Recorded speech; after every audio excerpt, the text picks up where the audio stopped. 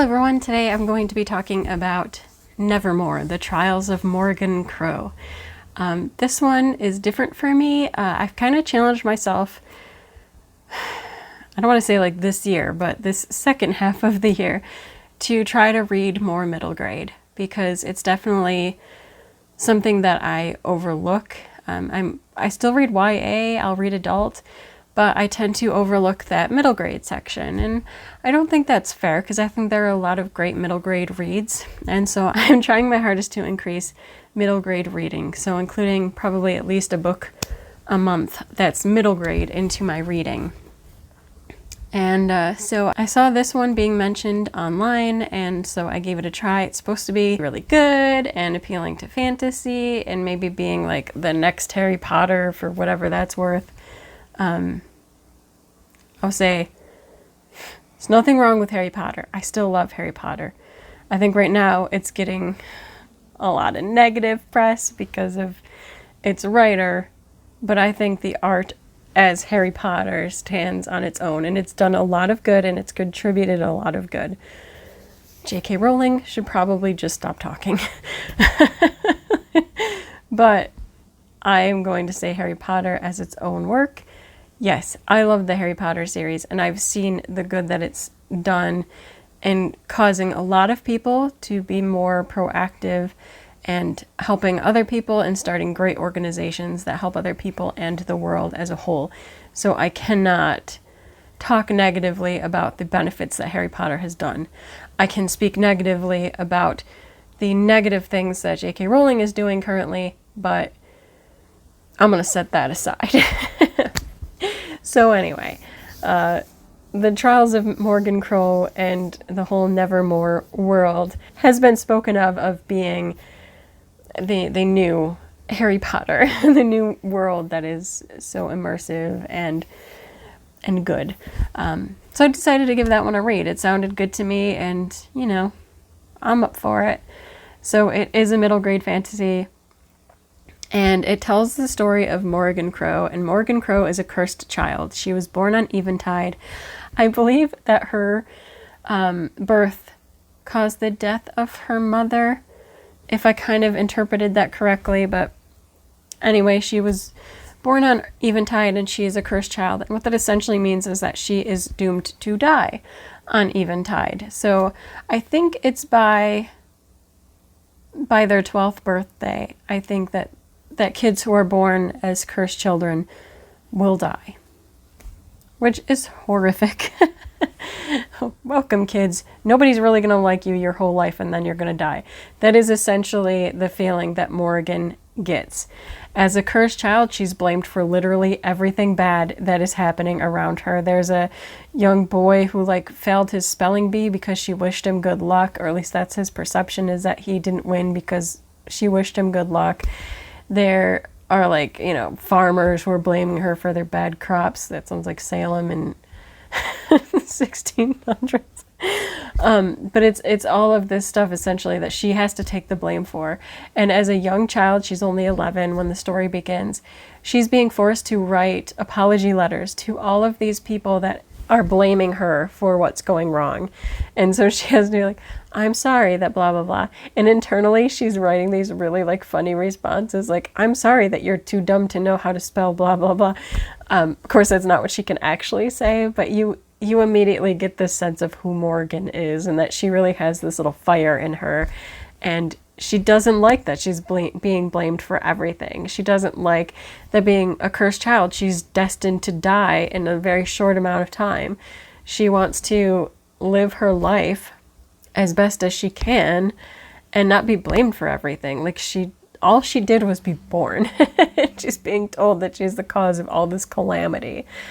And so we do get introduced to the world around her. There are different beliefs and magic systems in play. And it's sort of, I'm trying to remember what they call it. I keep wanting to say quirk, and I think that's being like a My Hero Academia fan. It's not a quirk, but they each have their own talent. So kind of with the magic system, the people who have talents, it'll be in a specific area, and then they can use these talents to do X, Y, and Z. there is a system in place where people can put in that they want you to be their student. And quite early on, Morrigan gets approached by one such person. And then I think on the day when they do these offerings, she gets 4 bids, and she gets to talk to someone in particular who is like, no, my master is really interested in working with you, and you don't have to worry about that whole death thing. Like, if you signed this paperwork, you'll be protected and you don't have to worry about it. And it was very tempting, but I think right before she signs, she's interrupted, and they're like, this thing is fake. Nobody actually bid for you. I'm sorry, but you have to leave now. And she was like, but there's a guy right in there. She turns around and the room is empty. So it's suspicious. And then I believe like these bells ring, which harkens to Eventide. And I think it's a year early. And Morrigan is so upset because, and maybe she was 10 at the beginning, because I think she was expecting to have a whole other year of her life. And suddenly she's being told, oh no, Eventide's coming and you're going to die. And, there's a really, I don't know, I feel like this whole scene is very sad. So it's her birthday and she's having a family dinner, and there is her father, her stepmother, and her grandmother. And she's expecting that, like, I don't know, maybe someone will care that it's her birthday and it's also her last day. And her stepmom, I think, is like, oh, I have something to say. And then she's like, we're going to have a baby. And I'm really hoping it's going to be a son. And the grandmother is a little bit harsh, but she actually seems pretty cool, because she was like, I don't think that's appropriate. I don't think you should be saying anything like that. This is my granddaughter. This is my granddaughter's last day, and she shouldn't have to hear like how you're moving on and you really don't care that she's about to die. It was so sad. So suddenly, as things are kind of spiraling and it's getting ready to have this whole death scene possibly happening, things sort of get frozen in place. I don't know. It is, but it isn't. It's like, I don't know. I'll just say that Morrigan ends up getting a reprieve. And she is actually offered to go with this kind of strange but remarkable individual. And his name is Jupiter North. And Jupiter invites her to come with him. And they will flee, and she doesn't have to worry about dying. She will be safe when they go to where they're going to. Which, I don't know, if it were me, I would be like, well, heck yeah, it can't be worse than staying here and dying. So they do have to flee and evade the hunters that are after Morrigan and her life. And they end up traveling to this secret city that is called Nevermoor. Nevermoor. And Nevermoor will be where Morrigan hopefully trains and then passes these tests in order to join the secret society. I don't know if it's secret. It's a prestigious society. So this prestigious organization that is known as the Wondrous Society. And that becomes her goal. She has to pass these trials in order to join the Wondrous Society. And once she's able to join the Wondrous Society, all these doors will open up to her. And it's fascinating because you have all of these different elements that are in play in the background. There is this security cop-like figure, and he is determined to prove that Morrigan is there illegally and that she needs to be evicted because she doesn't belong in Nevermoor. Jupiter has these great ways of evading that by saying she's protected by these trials and blah, blah, blah, which is great. And you have the trials themselves that Morrigan has to go through, and it's fascinating because nobody tells her what her talent is. She sees all of these other students and they're going up on these trials and they have to do, well, whatever they're talented in. So you have like a dragon rider, and you have